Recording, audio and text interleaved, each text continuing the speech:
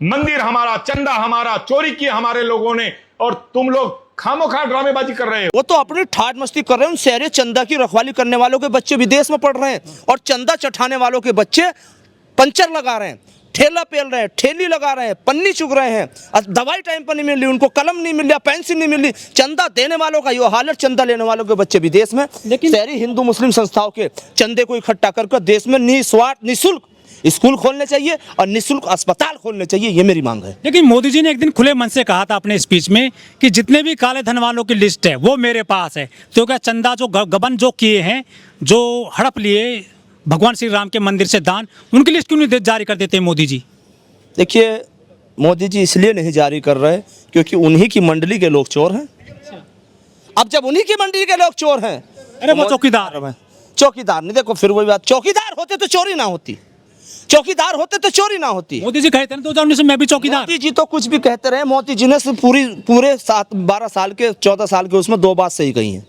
एक तो ये कही थी कि मैं थैला उठाकर भाग जाऊंगा, और एक ये कही थी भाई आत्मनिर्भर बनो।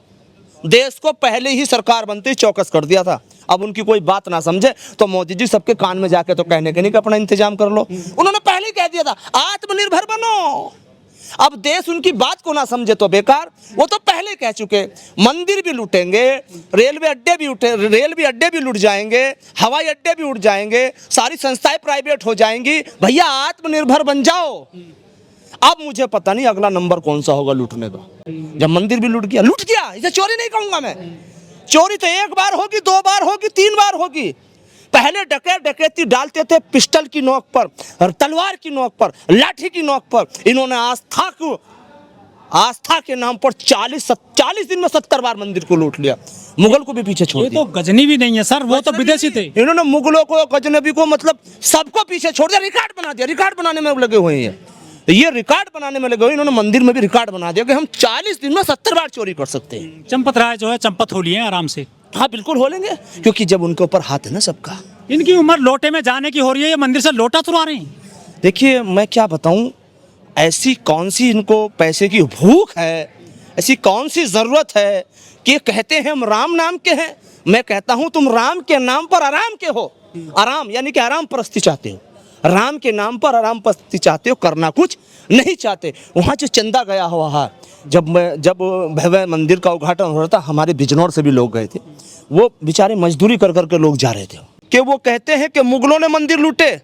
मुगलों ने मात्र 40 बार मंदिरों को लूटा, 17 बार, और इन्होंने 40 दिन में 70 बार मंदिरों को लूटने का काम करा। रामचंद्र भगवान के मंदिर। ये डरते नहीं है भगवान राम के प्रकोप से? अफसोस, मुझे तो ऐसा लगता है कि इन्होंने रामचंद्र भगवान की आस्था के नाम पर एक फैक्ट्री खोल ली थी। नेता नहीं है वो हिंदुओं के नाम पर दलाली करते हैं, वो अपने आप को फेमस करते हैं। उनका कोई कारोबार तो नहीं, तो उन्होंने जहर घोलो राजनीति कर अपना नाम कमाने का और अपने आप को फेमस करने का काम किया। अगर वो हिंदूवादी नेता हैं तो मैं पूछना चाहता हूं, कितने ऐसे हिंदू लोग हैं जो बीमार थे या बीमारी की वजह से वो मर गए, उनका इलाज नहीं हुआ, अस्पताल नहीं पहुंच पाए। कितने हिंदू लोगों का इलाज कराया। अगर वो हिंदूवादी नेता हैं तो मुझे बताएं, कितने बहनों की और बेटियों की जो गरीब हैं, घर पर बैठी हुई हैं, उनके हाथ पीले न हुए, उनकी शादी कराई। अगर वो हिंदूवादी नेता हैं तो मैं उनसे पूछना चाहता हूं, कितने हिंदू बच्चों को, कितनी हिंदू बच्चों को जो फीस की वजह से, गरीबी की वजह से पढ़ नहीं सकती थी, कितनों को उन्होंने स्कूल भेजाया। लव जिहाद खत्म करवा रहे हैं वो। देखिए, कोई लव जिहाद नहीं होता। अगर लव जिहाद उन्हें खत्म कराना है तो कराइए पहले। लाल कृष्ण आडवाणी की भतीजी ने किससे शादी की है? बाल ठाकरे की पोती ने किससे शादी की है? सुब्रमण्यम स्वामी की बेटी ने किससे शादी की है? शत्रुघ्न सिन्हा की बेटी ने किससे शादी की है? अरे फर्जी ठेकेदारों, जहर घोलने वालों, जिसकी घर में बीबी ना सुनती हो, वो हिंदू तत्व की ठेकेदारी की बात करता है। वो प्यार किए हैं, वो प्यार किए हैं। अरे वाह, वो प्यार किए हैं। मुझे तो ऐसा लगता है प्यार नहीं, ये सिर्फ रोटी सरकार ने उनको छूट दे रखी है और वो जहर घोलने का काम कर रहे हैं। देखो, धर्मांतरण या प्यार हो, शादी हो, वो कोई जबरदस्ती नहीं होती, दिल से होता है। वो दिल से होता है। वो गाय बचा रहे हैं और वो हिंदुओं की बेटी बचा रहे हैं। देखिए, अगर गाय बचाने की बात वो कर रहे हैं तो पहले तो मैं उनसे पूछना चाहूंगा, उनके घर में कितनी गाय पल रही हैं? और जो गाय रक्षक के नाम पर आतंक मचाते हैं। क्या अभी आपने देखा नहीं राजस्थान के बाड़मेर में क्या हुआ है? और उसको छोड़ दीजिए, हमारे उत्तर प्रदेश के अंदर गाय भूखी मर रही हैं, आप जाके देख लीजिए। मैं पूछना चाहता हूं जो उन फर्जी घो भक्तों से जो कहते हैं गाय हमारी माता है, आज 50 रुपए में बकरी का पेट नहीं भरता और उत्तर प्रदेश सरकार गायों की खुराक 50 रुपए देती है। क्या 50 रुपए में गाय का पेट भर जाएगा? वो गाय माता भूखी मर रही है और ये गो भक्त गो बचाने के गो माता के नाम पर उनको मारते हैं लोगों को। और ये जो गो हत्यारा है उसको सजा दीजिए। मगर हमारे समाज ने कहा, मेवात में मुस्लिम समाज ने, कि जो गौ का हत्यारा होगा, गौ का व्यापार करेगा, कत्ल करेगा, उसका कोई पैरोकारी नहीं होगी और उसे सख्त से सख्त सजा दी जाएगी। या आज तक अगर कोई गौ हत्या में पकड़ा गया है, किसी मुसलमान ने किसी की पैरोकारी की है? देखिए, मुझे बड़ा अफसोस होता है कि मर्यादा पुरुषोत्तम रामचंद्र भगवान का मंदिर, भव्य मंदिर बना और उसका उद्घाटन हुआ और रामचंद्र भगवान के आस्था रखने वाले लोगों ने वहाँ चंदा चढ़ाया और उस चंदे को चोरी कर लिया गया और उस देश में चोरी हुआ, उस प्रदेश में चोरी हुआ जहाँ के मुख्यमंत्री कहते हैं अगर कोई गलत काम करेगा इस चौराहे पे तो अगले चौराहे पे यमराज खड़ा है। वहां चोरी हो गया और इस बात से सिद्ध हो गया जहां रामचंद्र भगवान मर्यादा पुरुषोत्तम के मंदिर में चोरी हो सकते हैं, वो प्रदेश और वो देश सुरक्षित नहीं हो सकता। वो देश और प्रदेश सुरक्षित हो ही नहीं सकता। मैं दूसरी बात ये कहना चाहूँ कि वो जो कमेटी थी, उस कमेटी में अगर कोई मुस्लिम होता ना तो उस चोरी का आरोप उस मुस्लिम पर लगा देते और उसका सरकार अब तक इनकाउंटर कर देती और उसके घर को ढा देती। हम इंतजार कर रहे हैं कि मर्यादा पुरुषोत्तम के घर में जो चोरी हुई है उसका इंसाफ कब होगा, कब उनको सजा मिलेगी, कब उनके घर पर बुलडोजर चलेंगे, कब उनके इनकाउंटर होंगे। हम इंतजार कर रहे हैं उत्तर प्रदेश सरकार का भी और केंद्र सरकार का भी। आप दान लेते नहीं देते ना, आपको क्या दिक्कत है? भगवान श्री राम के अंदर चोरी हो गई है तो सुनिए, मैं दान देता हूँ ना लेता हूँ, बात आपकी सही है, मगर तो मस्जिद में देते हो ना? नहीं, मैं मस्जिद में भी नहीं देता, मैं मंदिर में भी नहीं देता, मैं इंसानियत के नाम पर खर्च करता हूँ। सबसे बड़ी मंदिर और मस्जिद अगर कोई चीज़ है तो वो इंसानियत है।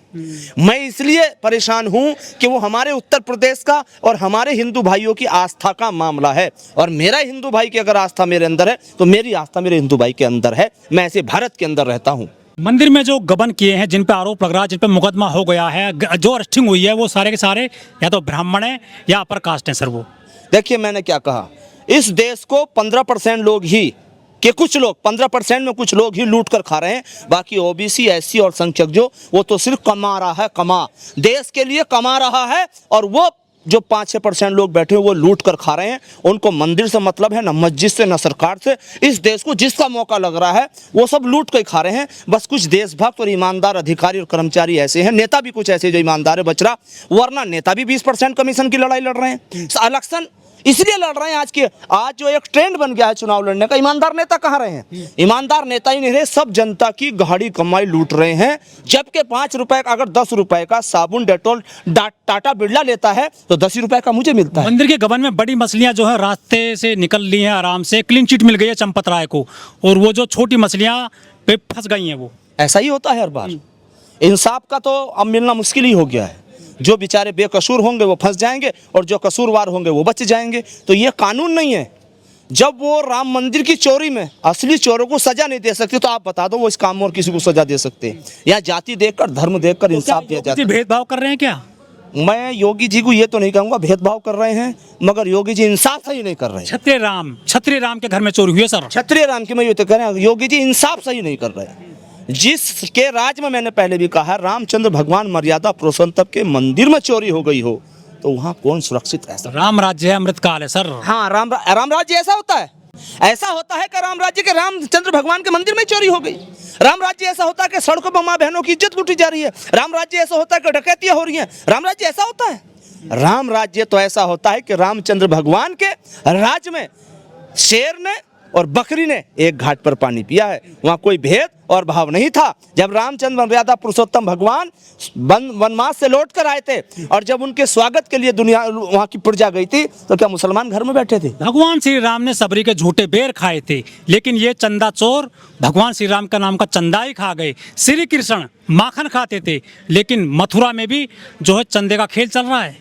नहीं, मथुरा में नहीं। अरे सर वहाँ भी है। नहीं, सुन, मथुरा में नहीं। मैं क्या कह रहा हूँ, मैं तो ये कह रहा हूँ ये जितने भी इस तरह की जगह हैं वो चाहे मुस्लिम क्यों ना हो, इन सब के चंदों की जांच होनी चाहिए और वहाँ सरकारी लोग बिठाने चाहिए। उस चंदे को इकट्ठा बैंक के करके कर्मचारी भी रडार पे हैं सर, SBI बैंक के। हाँ मैं बताता रहा हूँ, उन सबकी चंदे को शहरी की जांच करके जो चंदा आता है उसको अस्पतालों में और स्कूल में लगाना चाहिए। फार्म हाउस बना लिया उन्होंने, हाँ वे तो फार्म हाउस बना रहे हैं, हम जमीन ले ली। जमीन ले ली है। ईंट मिट्टी का नहीं पैसा, मैं ईंट मिट्टी को नहीं कहूंगा, ये तो एक अफवाह हो सकती अरे है। सिलाई गई थी सर, सिलाई तो मंगाई गई थी। वहाँ लोगों ने अपनी जो पैसा होता गाड़ी कमाई वो दी थी। आस्था पे चोट मार दी हिंदुओं ने, हिंदू की आस्था पे। हाँ ये तो अच्छा हुआ कि किसी मुसलमान ने नहीं किया।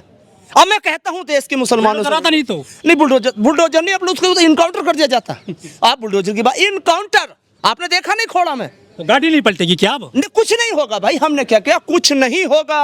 एक मोहम्मद होता उसमें बस पूरी टीम में, अब्दुल या मोहम्मद कुछ भी, एक अब्दुल चूड़ी टाइट कर देते। चूड़ी टाइट नहीं, चूड़ी ही सारी खत्म कर देते।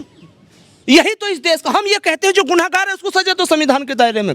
जो गुनाहगार होता है, जो जालिम होता है, ना वो हिंदू होता है, ना मुसलमान, ना सिख, ना ईसाई, उसका इंसानियत से कोई मतलब नहीं होता। यादव फंस गया कि यादव शूद्र फंस गया इसमें। देखो मेरी बात सुन लो, चोर कितना ही होशियार को ना हो, एक ना एक दिन जाल में जरूर फंसेगा। आदमी अपनी होशियारी से कितने ही करतब करता रहे, एक ना एक दिन उसकी जो फरेब परस्ती है वो सामने आएगी, और वो आज सामने आ रही है। मैं भारत की जनता से यह कहना चाहूँगा, अगर इस देश को बचाना चाहते हो, वीर अब्दुल हमीद की कुर्बानियों को, मंगल पांडे की कुर्बानियों को, शहीद उधम सिंह की कुर्बानियों को, ठाकुर रोशन सिंह की और तमाम जो वीर शहीद हैं, तो आओ सब मिलकर ये 2% जो नकारा लोग हैं, नफरत खोलने वाले, जिनके घर में अपनी बीबी नहीं सुनती और कोई औरत है तो उसके घर वाला नहीं सुनता, वो हम पे हिंदू और मुसलमानों पर राजनीति कर रहे हैं। लेकिन सर आपको अधिकार कहाँ है चंदे पे बोलने का? आप तो ध्यान नहीं देते, ना मंदिर में जाते, ना घुस पाते हो आप।